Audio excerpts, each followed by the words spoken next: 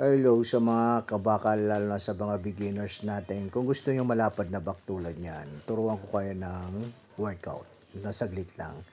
So, una natin gagawin ay yung kumuha tayo ng dumbbell para stretching natin. So, ito yon guys. Yan. Pagkatapos yan, start na tayo. So, ito na yung first set natin. Let's go guys. So, ito yung kuha kayo ng dumbbell. Umpisahan nyo sa magaan. So, pwede natin itong gawin real debts. So, at pwede natin sa back. So, ito guys ay warm up ko lang.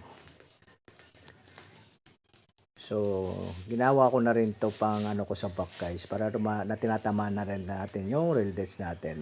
Ito na yung una ko. Yung baras pull down. Up pull down natin guys. Okay? So, pa yan, pinakita naman natin na lumalapad na yung likod natin guys. So, magkukumpit tayo ngayon at kinagandaan ko na yung workout ko at yung pagkain ko guys. Yun.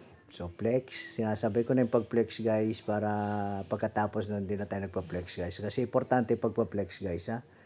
Ano, parang nagiging pagong na yung likod natin guys. So, hindi naman natin pinapalaki yung ano natin. Pero, ito na yung ano natin, pangatlong workout natin guys. Yan. So, lat pull down naman to. Pero, yung long bar na straight ang ginamit ko at sa likod naman.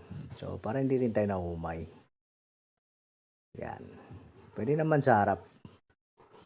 Okay. So, sa mga beginners, gayahin nyo to guys. At kailangan proper. Yung katulad niya sinasabi ko, pag magaan, kailangan i-timing nyo. Proper reps ang gagawin natin. So, pag mabigat na, okay lang yung nagsuswing tayo guys. At least yung mabigat, ayun kasi yung nagdadala nung parang napupunit yung likod natin. Yung muscle. Yung parang kung saan yung tinatamaan nyo. Katulad niya, no, heavy, ito na yung pinaka-heavy natin. Ay, sa next pa pala yun guys. Sorry. So, ito yung next workout natin, yung close grip. Lat pull down. Yan. So, importante rin to guys. Sa close grip guys, maraming klaseng close grip. Yung yung straight yung hawakan, tapos naka-close kayo ng baliktad. So, pwede rin to. Okay? So, ito na yung pinaka-heavy ko guys yan, no. Yan yung sinasabi natin. Pag na heavy, magsuswing talaga kayo dyan kasi mabigat yan. Nakikita nyo, sinasagad ko pataas at pababa. Kasi yan nga yung sinasabi ko, kailangan mahaltak yung muscle nyo sa likod. Yan. Hindi naman porke konti lang reps ang ginawa nyo, kung marami naman program nyo, kunwari 6 set kayo rito, okay lang yun, di ba?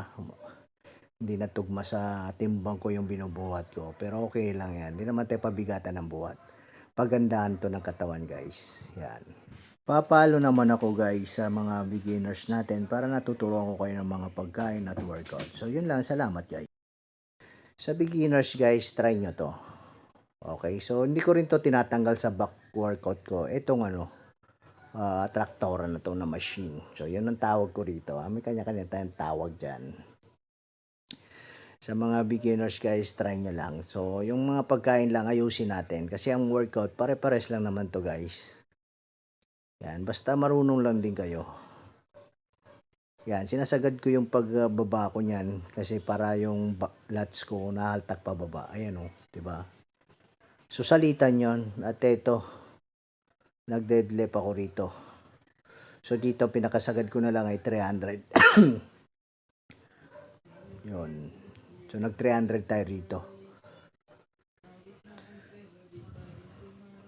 So, ang una natin ay 100 pounds. So, 100 lbs. So, hanggang 300. So, sakto na to. Hindi na kailangan ng mabigatan dito. Saktuhan. So, ito na yung pinakalas ko rito guys. Yan. Okay. So, ganun lang guys ang workout natin sa back ngayon. Araw na to. So, yung kinain ko naman, ano ko naman sa inyo, 15 egg pa rin. Tapos, ang chicken breast ko ay 600 grams. So, magtataas tayo ng protein pag malapit na tayo mag-compete guys. So, yun ang piniplex natin. Yung likod natin guys, tingnan nyo.